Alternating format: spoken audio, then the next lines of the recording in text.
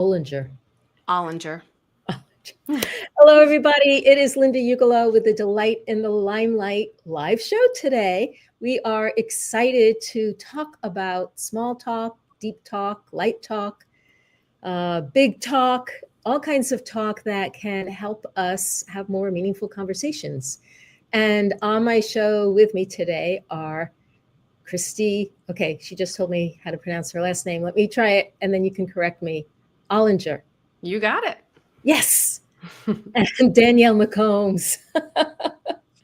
And just to quickly introduce myself, I'm Linda Ugolo. I'm the creator of the Delight in the Limelight Accelerator. If you're afraid of speaking, you dread it, and you want to make it something you love instead, reach out to me. We'll talk about how we can make that happen for you. And Danielle and Kristy are the co-hosts of the Opposite of Small Talk podcast, and which I was honored to be on a couple of years ago. And I was also honored to see them live in Cambridge, which is near where I live, just a few months ago, where they somehow magically picked to do their 5-year celebration and created an awesome event about opposite of small talk. Lots of things. Well, Lots Linda, of things.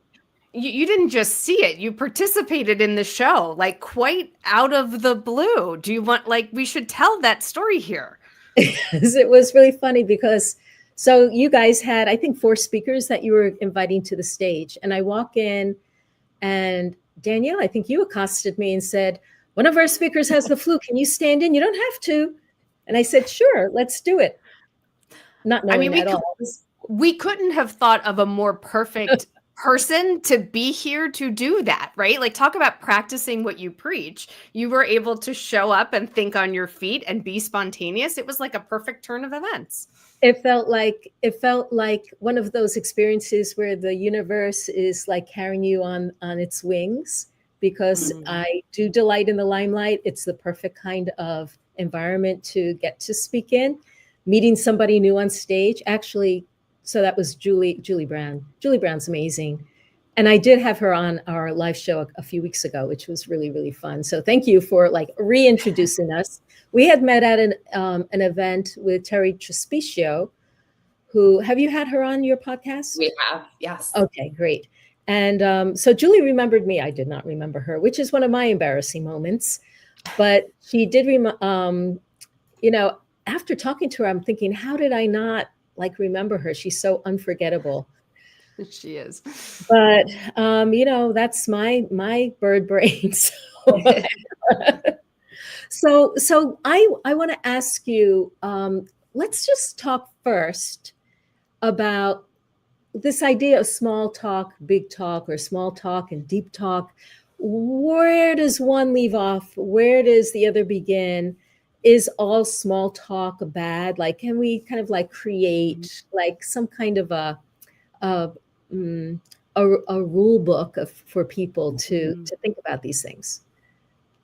So I would say small talk is a part of building a relationship, but there's only so long that works for, right? You can talk about the weather, you could talk about where you're from, and it's a good way to build a connection.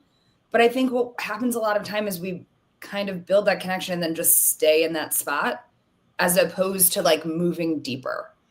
And so, our podcast is called The Opposite of Small Talk. And the way that kind of came up was, as we were developing the podcast, we were trying to decide, what would we call this? What would we want to name it?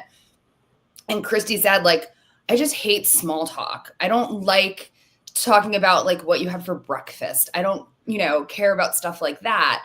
And that was kind of how the name was born. And I feel like it's opened up this very large door for us of, we get to talk about all of these different things, and it gives you the insight to go deeper with something like that. So I think small talk is necessary to build those connections, but you got to leave it at the door at some point and take a deeper dive. Yeah. And I think what I would say is, I've found that small talk is a very triggering term. And what people get triggered the most by is disingenuous small talk. it's when they feel like someone doesn't actually care about their answer at all, that they're just doing the thing because that's what they're supposed to be doing. And so I think you can talk about lighter, less meaningful, less emotional topics with people and still have an interesting, connected conversation. Conversation, as long as you're genuine about it. Like, as long as you actually, like, maybe I do want to know what, like, is Danielle have some cool new breakfast recipe that she can share with me? Like, maybe that would be interesting, but you have to actually be interesting and, interested to be interesting, right? That's the whole, Dale Carnegie, that's one of the quotes from his book, like, to be interesting, be interested. And I think when people are genuinely interested, then you can kind of have a wide range of types of talk. Yeah. I'm also, as I'm listening to you, I'm thinking of how, as you say, we can use small talk to make connections, like, do you like dogs, or where do you live, or, like, to find out what is the common ground. And then that can be a jumping off place to get in something deeper. For instance, I was having a conversation, I was doing some market research for my speaking program, and there was someone who was living in Croatia. So I shared my experience of being in Croatia, and that led to other kinds of travel experiences we had. And it is a way, and I'll never forget her because of that. And it's like, when we don't find those places of common ground, it's harder to remember about somebody. But when we make it, it's like we can make those connections. But it is a little bit of like a double-edged sword. I remember we had Deborah Fine on the podcast, and she wrote a book called The Fine Art of Small Talk. And one of the things that she said is that commonality is not connection necessarily. So I do think it's helpful when you have something in common, you have more like to share on each side. But what she was encouraging is that if someone shares something, instead of saying, oh, well, me too, or, oh, well, this was my experience, ask them another question about that experience. And so I've found that I have to really struggle with that. I was actually at a party for New Year's Eve, and I found myself doing that thing where I'm like, oh, me too. Oh, this too. And it is like a different way of thinking about it, to be like, okay, well, let's see if I can get them to tell me more about their experience. And that way I can get to know them a little bit better. Well, that brings me to, go on, Danielle. I was just going to say, like, I agree. I feel like I find that happens a lot. And then you get sucked into your experience. You already know your experience. Yeah. So why don't be more interested of somebody else's and learn something new? And then maybe there's something even deeper to share at that level, where instead of like, oh, I've been there too. Like, I ate at this restaurant. Like, well, maybe tell me, like, what was the purpose of your trip? And like, why, and then like that conversation has the ability to go deeper. Yes. You bring up great points. And I was going to ask you about like what we might put out as like rules of conversation. And, because we don't always want to be self-referential, like, oh, yes, me too. And everything always comes back to you, right? So that's one thing, to ask questions. On the other hand, I have been accused of being very overly inquisitive. And like people say, I feel like I'm under the Inquisition here because I was so into asking questions and not really sharing of myself. So like, do you have, what are your rules? How do you think about it? My single rule on communication is context is everything. Like, you've got to pay attention to what you're seeing from the other person and what you're sensing in order to make that decision. So Linda, you make a great point. There are some cases, many cases, where I choose to be the one that's starting the conversation and disclosing information as a way to start things, because I'm sensing that other people aren't really sure what to say or talk about, right? And then there's other times when it's like you want to give other people the floor. So my only rule is that context is everything, and that you learn through practice and by paying closer attention to what you're experiencing and what you're seeing from others. And then how you feel after that conversation, you can sort of reflect and think, okay, like, could that have gone better? What would I do differently? And then you'll do it differently next time. So that I'm not a huge fan of rules, although I'm sure if you all say one, there might be some that I agree with. But I think everything's context dependent. Yeah, I would say pay attention to how much you're talking. And if you find that all of a sudden you haven't taken a breath or heard anyone else say anything, that's a really good time to stop and ask a question, or, just say, oh, what do you think about that? Anything that way that you're not domineering a conversation, because then that's also not necessarily a conversation, that's a monologue. And there's a different place for that and that's not how you're going to make a connection. That's how you're going to get your story out there.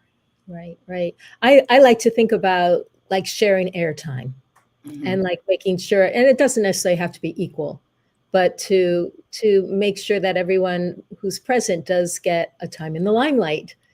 So that even if you've shared and other people have shared, but someone's holding back, to even act kind of like the facilitator and say, well, what about you? Have you had an experience? So inviting the people who are quiet rather than to just allow the people who are taking up the airtime and who are comfortable in the limelight to be the person on the stage all the time. Yeah. So a fun corporate tip on this, if you're using Microsoft Teams, there's a feature you can turn on called Speaker Coach, which will tell you your percentage of talk time in a meeting, like the percentage of talk time between folks. And it's very eye-opening. For us jumper inners, it's pretty humbling, and I'd like to think I've gotten a little bit better because of it. Yeah. Yeah. Well, I'm sure, I like to think of speaking as being, it's improvisation.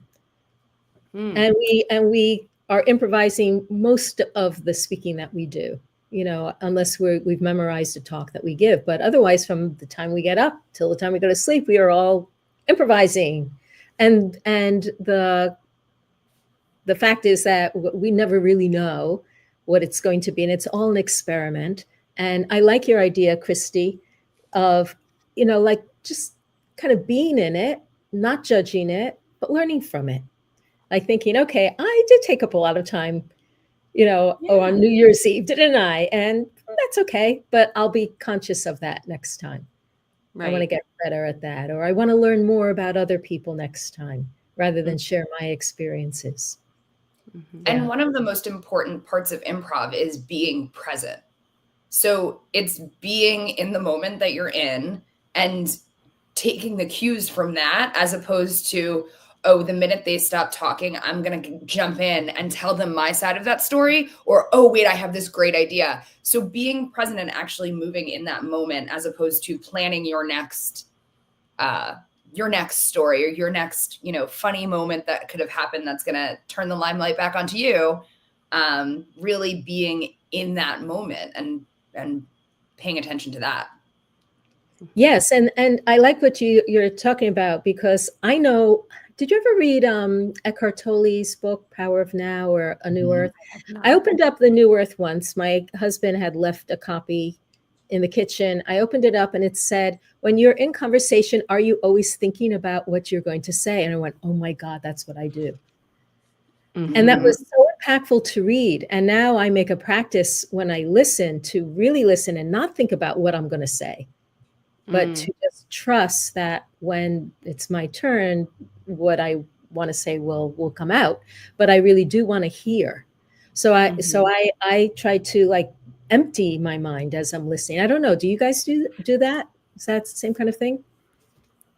I think that it is. Yeah, it's hard to do, right? Because when somebody triggers something and says something and you're like, oh, wait, I want to come back to that. And I think this is what Kristy was going to say. Tell me if I'm right.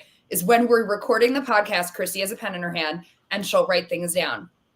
And for a very long time, like the conversation would go in another way and she'd be like, let me bring you back to the thing that I want to talk about. And it was, and there's a lot of great stuff that comes out of there, but sometimes like the moment has passed and it's time to move in a different direction. And so it's an interesting thing to do.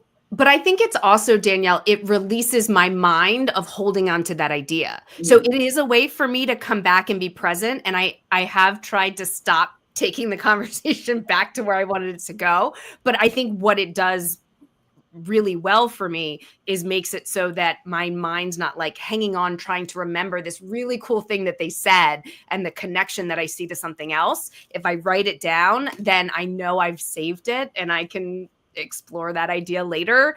And then I can be present with the conversation.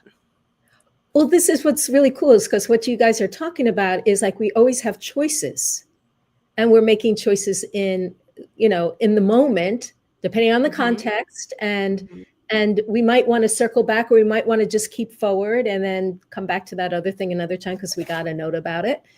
Yeah. So there's no right or wrong necessarily.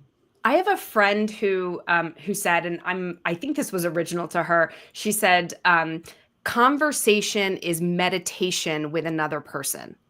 Basically, if you've ever meditated, the whole thing is your mind wanders because we're human, and that's just sort of what we do. And like all of meditation is kind of bringing yourself back to the present moment. And conversation is like doing that with another person. That was Lee Von Vasuda that said that. And I find that to be so true. I love that. That's really cool. And of course it's, so we're a trio here. We're trying not to jump on each other, but also, keep it moving. And the experience of being in a trio is more complex than being in a duo. And I guess every time we add another person, it makes it even more complex. And virtual is complex. Yes. I mean, I think I'd like to think that Danielle and I have gotten really good at this because we co-host a podcast. So this is very common for us. And I feel like I'm in the room with her because I know when I'm looking at the camera, I can tell when there's a look on her face like she has the better idea, and I know I shouldn't talk. And I think we've sort of figured it out, but it took 5 years to do that, but we're here. And it also takes time. Like we always have this like it's probably a split second that we pick up on where we're both like, and then who's going to go first, right? But we've gotten better than rather than both of us trying to talk at the same time and then fighting it out is like we've gotten better at knowing each other's cues. Yes. And I would say that's something also in a conversation, if you're meeting someone new, you don't know what their cues are, but if you pay attention, you can kind of you pick those up over time. I have a friend at work who he's not a jumper-inner, but I've noticed that if he gives verbal affirmative sign, like, how you can speak verbally to say yes, to like agree to what someone's saying. If he does that, he actually means that he has something he wants to add in. And that's why he's speaking words. So anyway, I just thought that was kind of interesting, right? Now I know that I stopped speaking. Yeah. So if I'm sharing an idea in a meeting, and let's say there's 5 of us in this meeting, this person is someone who he's not an interrupter. Like he would never like interrupt what I'm saying to add his thing. But what I've noticed is that if he starts saying yes to the ideas that I'm sharing, what he actually means is yes and. Like, yes, and I have something else that I want to add to it. So if he starts saying yes verbally versus just nodding his head, I'm like, okay, I'm going to wrap it up because I think he's got something that he wants to add in. That's cool. And that actually brings me to a question I had about how do you bring in the opposite of small talk to professional settings? Can you? Is that appropriate? Yeah, I think to me, the opposite of small talk is like the loose definition that I like to have of it. It's a conversation that has the potential to change you. So it doesn't mean that you have to be revealing your personal life. I know there are a lot of people that have very strict boundaries and don't like to share things of a personal nature at work. And that can still be you, and you can still have more meaningful, rich conversations with people on the topics that you do feel comfortable talking about. And so, I think with that definition of an opposite of small talk conversation is something that has the potential to change you. Like at work, we should always be striving to grow and learn and change. And so, yes, I think it does sort of belong in a work setting. And, the principles to do that are the same as in your everyday life, which is just to be curious and be interested in the world around you and what people have to say. So would you see that as like something that happens in the lunchroom or around the water cooler, or is this in meetings as well? I think it could be in meetings. one of the things that I like to encourage people to do, and there's split opinions here. A lot of people hate those first 5 minutes of the meeting, like while people are still like gathering in the virtual room, and you're sort of waiting to get things started, and you're having a discussion. That time can be so valuable to just sort of learn a nugget of information about your team and help you understand them better. So I would say that is a great opportunity to, instead of just sitting there in silence and checking your email, to actually, ask a question. That's, if someone does share something about what their weekend was like, to sort of ask them a little bit more about it, or just sort of get to know them better. There's a lot of value in that then translates into sort of understanding who they are as a person and being more effective at working with them. Yeah. I don't have a lot. My lunchroom is my downstairs kitchen with my dog. So my dog Honey's not doing a lot of opposite of small talk conversation with me. So do you ever like plan on facilitating deeper conversations, like when you go to networking or a party? Like, do you come in with ideas ahead of time, or do you just let them happen spontaneously? I think having like a couple things in your back pocket to talk about are great when you get into a place where there's like dead silence and nobody knows what to talk about, right? Have a story, or have, a question that you'd like to know more about. And I think Julie Brown does a great job of that in her book. She gives you like, here's a list of like 11 things that you just have to talk about at any time, so that you can be an interesting person. You can start a conversation. And so just having like an idea of, oh, this happened on my way here, or, what would I want to share about my holidays with someone? I think that's a good idea to have, but also knowing that you want to have those spontaneous conversations too. So I think it's like having a little ammunition in your pocket, but also being excited to learn something new and share something new and be really present in that moment is important. I mean, I would add, when I went to my high school reunion, I had like 3 or 4 specific people that I wanted to tell specific things to.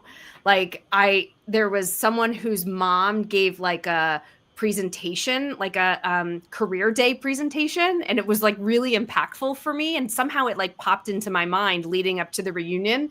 And so I like sought this person out, and I was like, oh my gosh, I need your mom's contact info. Like, she, it really made an impression on me. And so like things like that, or there was another I have a neighbor that has small kids, and I was thought of a like fun thing for them to do. So, things like that. I will sometimes come up with a short list of, hey, here are some things that I would want to tell specific people. And I think that makes them feel special when you're like, hey, I thought of you. Like, I saw this thing and I thought of you. Yeah. Yeah. Do you ever use, there are all these card decks now, and there's a card deck that I was introduced to at the World Domination Summit. I don't know if you know Chris Gilbo. He's, he lives out in Portland, and he ran this event for 10 years about entrepreneurship and adventure and social work or something like that. Anyway, there's a guy who I kept running into, and his friend had created this card deck called the Higher Thought Cannabis Game. The idea, if you're going to smoke pot, don't just sit on the couch, have deeper conversations. So it's a card deck of all these like kind of fun, but also provocative questions or thoughts, and for you to like pick a question or a card, and then you can do it in lots of different ways. Everyone can have their own card, or everybody can talk about the same card. Do you ever use those to start conversations? Yeah, Danielle, the story that comes to mind is we leveraged the 36 questions for love, which were developed as a way to get to know your romantic partner.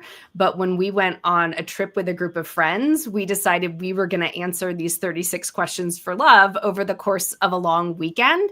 And we had been friends for decades. And I definitely learned things that weekend that I didn't know. And there were some tears shed, and it was really special. So I thought that was great. And then with the podcast, we actually give listeners big talk questions that they can use to start more conversations in their real lives. Because I think one of the things that we want to inspire through the podcast is not just listen to our podcast. Like, here's a thing that we do, listen to our podcast. It's like, do this more in your real life, like connect with the people in your real life over these topics or just in general. Right, for sure. Yeah, I tend to be a little controlling, I think. I will. At a dinner party, you've got to, do you have like a notebook? If it's my dinner party. So I'll, always make some great food. We're around the table and I'll say something like, I've been thinking about this thing, like, what would I need to feel like I'm at a 10 in this moment? What does that feel like? What am I looking for? And I'm just wondering, do other people, when I say that, does that spark an idea in you? Or wonder do we want to go around the table? I don't know if I've used that one. I think I've used other ones, but just the idea of like bringing up something, sharing a little context about what it means for me and saying, are you open to going around? And usually it takes a little while for people to like establish, I think I'd like to talk about that. And we'll go around the table. Everyone has a turn. And so I do like that. And usually it's not like it'll take up the whole dinner, but it'll take up a good portion of it. And I feel like people appreciate, especially if it's a group of more than 4 people, they appreciate that everybody does get a time to speak, because as we know, there are people who take up more airtime than others. And some people are shyer and they hang back. And this way we get to hear from everybody. And the other thing I've done is if I've had a bigger party, I'll have a table where I do pull out some cards and I leave them there with a little sign that says conversation starters. Share about this. Idea. People sit in that corner to chat and they go, oh, well, let's pick up a card. And then just the other day, a friend of mine said, I've taken a note from your book and I had a party and I put cards under people's plates. And I just said at any time during the meal, you can we'll pull it out and say, okay, here's my card.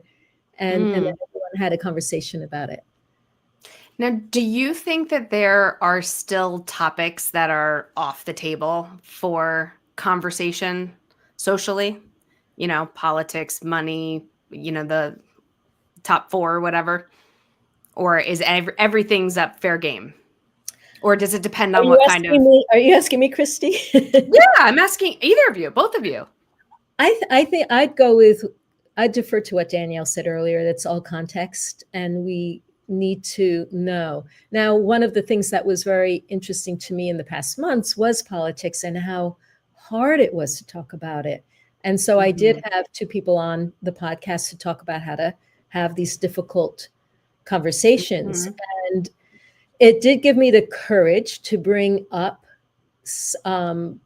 with a few people who I felt weren't going to like unfriend me if we had disagreements.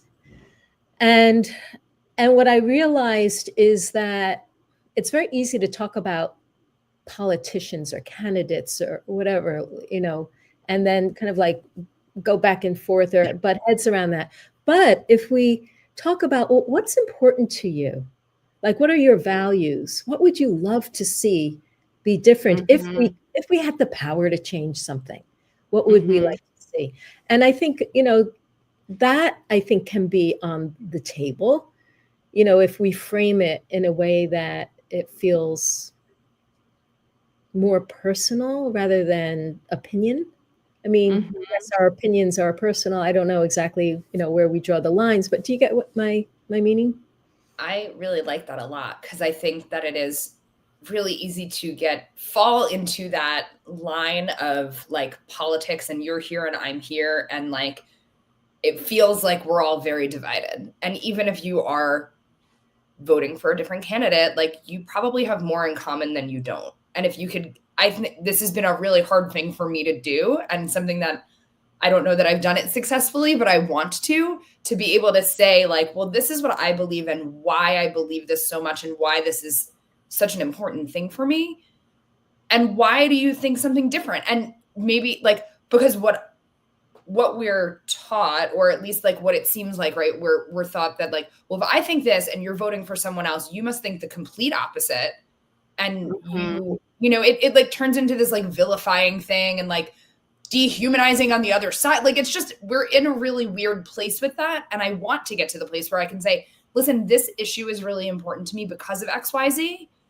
And what do you feel about that issue? And it could be, you know what, actually, that's really important to me too, but I see it from this side. And I think that's where we're having a really hard time having those conversations. And I am very, very guilty of it. And I know that it's just, we have to like lower the temperature a little bit and maybe make it more personal rather than that larger thing. All right. So nothing's off the table.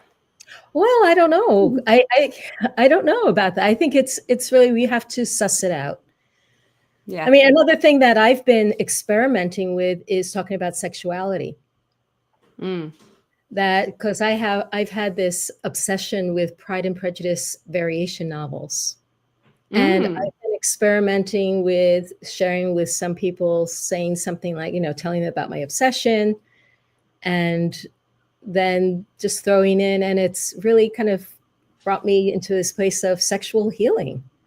And some people bite and some people don't. But it's a way of like testing out the waters. And I think that's partially what we're doing all the time, is kind of testing out the waters, aren't we? Yeah, for sure. Yeah. And I think it's finding the place where somebody does say, ooh, tell me more about that. And you want to share it, right? And if somebody's not comfortable, then you don't want to have that conversation with them either. Right. So I think it's throwing something out and seeing like who bites and who wants to have that conversation. And there's probably people there's places where it is acceptable to do that. And there's places where there's not. And like, you kind of know that too, but I think being more vulnerable and opening that up, like, cause there's probably somebody else out there that is like, oh, wow, me too. Or, I think just, it opens up so much more.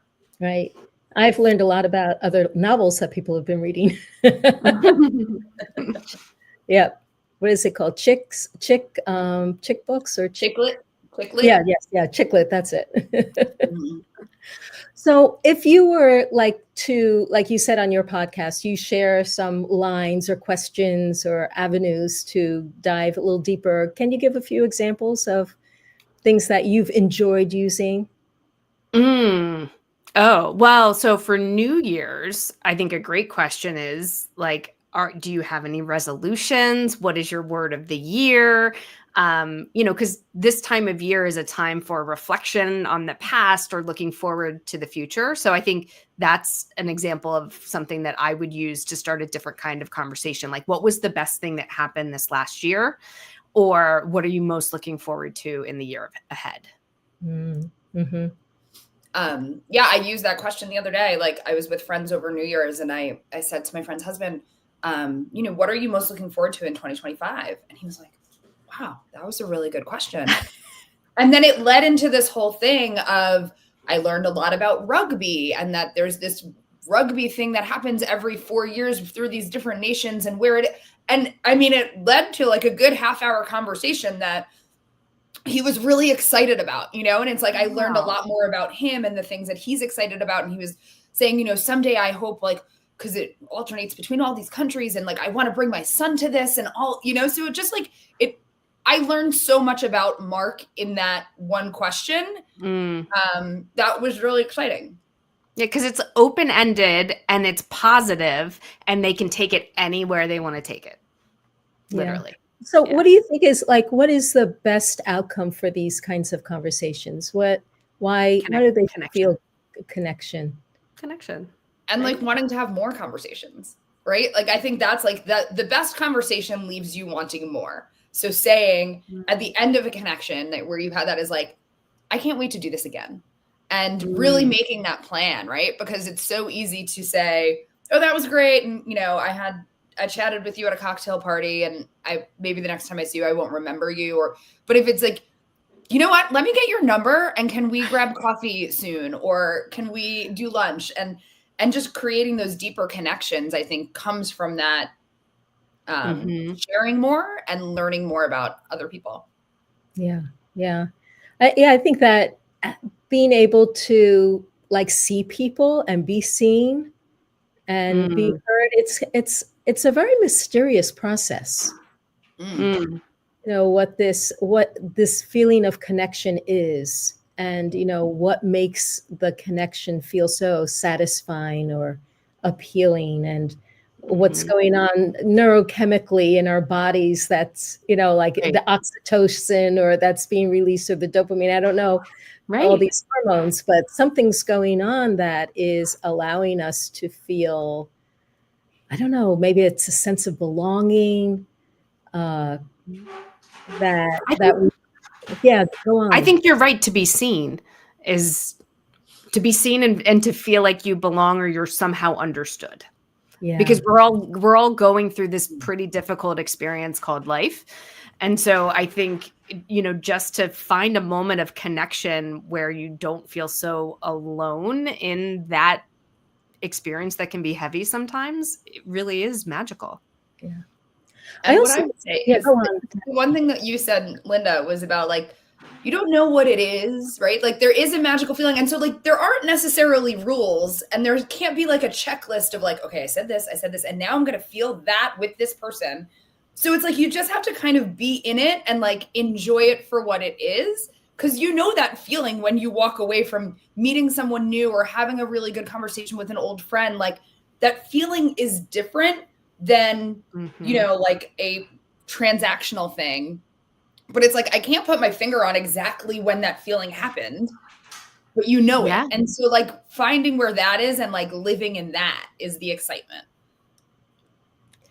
Yeah, and I'm thinking, as you say that, there's the sense of, I think I read it on your website, about like you learn about yourself through the process of speaking, through the process of sharing your answering these, questions, or sharing your feelings or experiences. We become clearer to ourselves, and at the same time we're being witnessed as we are learning about ourselves. And so there's a kind of like we learn with one another through each other's experience, or something. It widens, and maybe that's what storytelling is even about, is that we live a little bit of that experience through the story ourselves, and it opens up something in our imagination or our felt experience or understanding.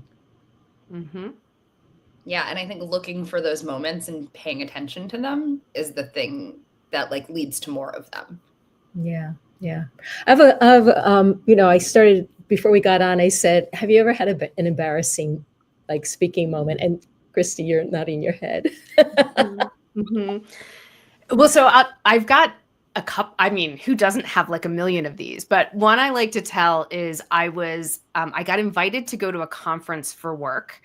And I was a pretty junior person at this point, and our like very senior executive was there, and we're in this room, and he had his backpack, and he went like this to like get his backpack on his back more, but I thought he was going in for a hug. So I went in and hugged him, and it was like so awkward. I wanted to like melt into the floor. It was awful. I don't know if he would remember it or if he thought the same, but that was terrible. And then the second one is I was at a job interview and I was very nervous. So I was bouncing, I had my legs crossed and I was like bouncing my foot, and my shoe slid off of my foot, like to halfway, like in the conference room, like under the table. And so my shoe was off of my foot, and I'm in this interview, and I literally had to like go like this so that I could reach the shoe under the table and get it on my foot. So those are my two embarrassing, like social. I mean, they're not really speaking. Anyway. Those are my two embarrassing moments that I'm willing to share. Many more. If you'd like to invite me to a dinner party, many more, Linda. Okay, well, I'll have to keep that in mind when you're next in town, or we're in your neighborhood. Danielle, does anything come to your mind? The thing that comes to my mind, which is just, this isn't even it was like kind of similar to Kristy's, I was very early in my career, and we were at like a a social outing for the company that I worked for. We would have these big parties. We had this big dinner, and then it was like the after party. And I was at the bar getting drinks for people. And all of a sudden somebody's like, oh, that one's for John, who was the CEO of the company. And all of a sudden my hand just started shaking like this as I handed him the beer, and it like went all over him. No. I didn't do that. And it was like, if it would have been for anyone else, it would have been fine. But it was like, they just said that. And I was like, oh, here you go. And like, so that was pretty embarrassing. That's the only one that I can remember off the top of my head. But I also, you have those moments, and you kind of alluded to this earlier, Linda, too, of like when you've met someone before and then you start a conversation and they're like, yeah, we met. This happened at a party earlier this year, like at a holiday party. And she was like, yeah, we met at this party last year. And then I like, the way I recovered was I was like, wait a minute. Okay. Like, cause you meet a lot of people and like, you have a lot of the same conversation. And so I literally took a minute and I was like, wait, but you had just gotten engaged, right? And she was like, yes. And I said, and you were having an engagement party someplace else. So it was like, I took that moment to be like, okay, jog your memory. Like, and then I remembered we did have a very long conversation, but when you don't see people for a long, like it was literally a year later and I had no contact with this person. So I tried to recover of like, oh my gosh, right. Of course. But that's a good recovery because she knows that you did actually remember her. But I will say I also have other times that you did meet people and then you're like, oh, right. And yeah. I didn't have that recall of. Well, I mean, I've stopped saying it's nice to meet you. And I say it's nice to see you. Because if I'm in like a situation where it's possible that I've met them before, I'll say, oh, it's so nice to see you. So Linda, what's your embarrassing moment? Oh my gosh. I have one that was recent, but I don't know if can I say it? Sure. Nobody's watching. Okay, there are a couple people. It's just us. It's just us. Okay. So I did 5 podcast interviews in 1 week. And I knew that there was one that the audience was men, and it was called Ask a Woman, and it was about dating advice. So I was like really preparing myself for this. I got on, and it was surprising to me because this guy was telling me or asking me kind of more straightforward questions about getting over the fear of speaking and the root causes and using our voice and healing practices. And then at the end, he said, so is there anything that we haven't covered? And so I said something like, well, I'm thinking that we might want to get into like conversations and about having confidence in our conversations. And he said, yeah, okay, let's get into that. And then I got off and I realized it wasn't about dating. It was meditation for men. Oh, no. Yeah. Well. And I was thinking, should I tell him that? That's funny. I thought the interview went really, really well, but I just, in my whole mind, I thought I was talking to a different audience. So did you give like specific dating advice? No, because the questions that he had was more about like the healing process. So but it kept surprising me, and I kept thinking, why is he steering me in this direction? And so when he gave me that opening, I kind of made a little bit, and he was like, well, okay. But I was thinking, what's wrong with this picture? That's funny. I love that. All right. So I think we've come to the end of our time here.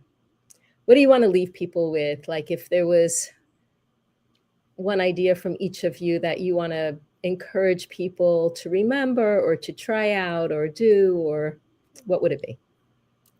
I would say like, just remember what the magic feels like when you make that connection and like, just go after that. Like, you know what I mean? It just feels so good when you have that like deeper connection with someone, when you have like where something sparks there and there isn't a checklist to get there. There isn't necessarily like a formula to do it, but you know when it's happening. And so like delight in that when it is happening and just keep searching for that. That's good. I'm going to leave us with our podcast tagline, which is stay curious and talk big. That's the advice we give after every show, and it's served us pretty well. So when you say talk big, I just want to unpack that, or just open the accordion a little bit. Say a couple more words about that. Have the opposite of small talk. Have the kinds of conversations that have the potential to change you. That's what talking big is. Nice, nice, nice. Danielle, Kristy, this has been fun. Give a plug for your podcast, Opposite of Small Talk. Just say a couple of words about it. Yeah. So The Opposite of Small Talk is a podcast of meaningful conversations for personal growth. You can find us on all of the podcast platforms or on Instagram at The Opposite of Small Talk. It's great. So wishing everybody who has been listening, thank you so much for coming on, to have like really fun, meaningful conversations throughout your day, throughout your week, the year. Let it be a wonderful year of deeper, satisfying connections. Thanks so much, everyone. Thank you, Linda.